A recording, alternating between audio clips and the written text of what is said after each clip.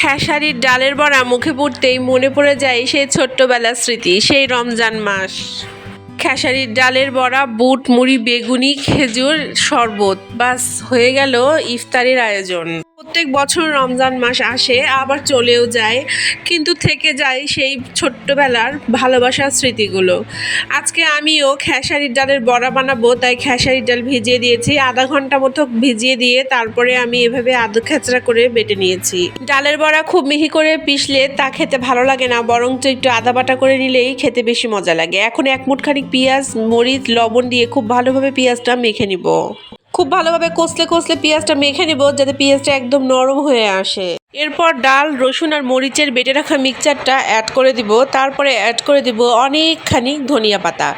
এই সিজনে ধনিয়া পাতা ভালো পাওয়া যায়, আর এই ডালের বড়ার সাথে ধনিয়া পাতাও খেতে অনেক মজা লাগে।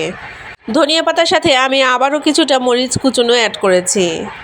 এরপর হাত দিয়ে খুব ভালোভাবে মাখিয়ে নিব এবং তারপরে অ্যাড করে দেব অল্প সামান্য হলুদের গুঁড়া। একটু ধনিয়ার গুঁড়া দিলে ভালো হতো, তবে আমার ঘরে ছিল না, তাই আমি অল্প সামান্য জিরা বাটা অ্যাড করেছি। এখন সবগুলো উপকরণ খুব ভালোভাবে মাখিয়ে নেওয়ার পালা। যত ভালোভাবে মাখানো হবে ডালের বড়াটা খেতে ততই বেশি মজা লাগবে। ডালগুলো মাখানো হয়ে গেলে একদিকে রেখে দিচ্ছি, আর অন্যদিকে প্যান খুব ভালোভাবে গরম করে নিয়ে তাতে ঢেলে দিচ্ছি সয়াবিন তেল। সয়াবিন তেলটা যখন খুব ভালোভাবে গরম হয়ে যাবে, তখন একে একে ডালের বড়াগুলো আমি হাতেই গোল গোল করে শেপ দিয়ে ছেড়ে দেব ভাজার জন্য।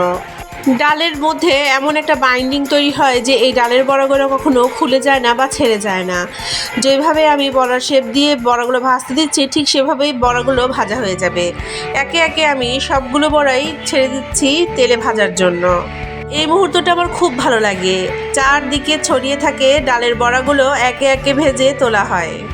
আসলে কোনো কিছু সৃষ্টির আনন্দ অনেক বেশি থাকে। এখন অনেকেই খেসারির ডালের বড়া খেতে পছন্দ করেন না, বরঞ্চ অ্যাঙ্কর ডাল বা মিক্সড ডালের বড়া খেতে পছন্দ করে। আমি মাঝে মাঝে খেসারির ডালের বড়া বানাই, তবে সত্যি কথা বলতে সেই ছোটবেলার যে স্বাদ, সেই স্বাদ কেন জানি আমি পাই না। সময়ের সাথে সাথে হয়তো অনেক ভালো কিছুই হারিয়ে ফেলছি। এটাই হয়তো জীবনের নিয়ম।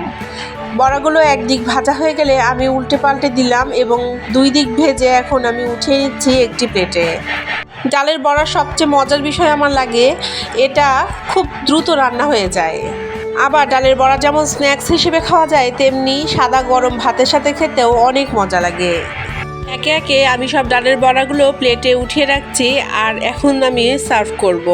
আপনারা কে কে এরকম খেসারির ডালের বড়া খেতে পছন্দ করেন অবশ্যই আমাকে কমেন্টে জানাবেন। আমি জানি অনেকেই বলবেন যে আপনারা পছন্দ করেন। আজকে তাহলে এখানেই বিদায় জানাচ্ছি। আমার ইজি রেসিপিটি কেমন লাগলো অবশ্যই কমেন্টে জানাবেন। আল্লাহ হাফেজ।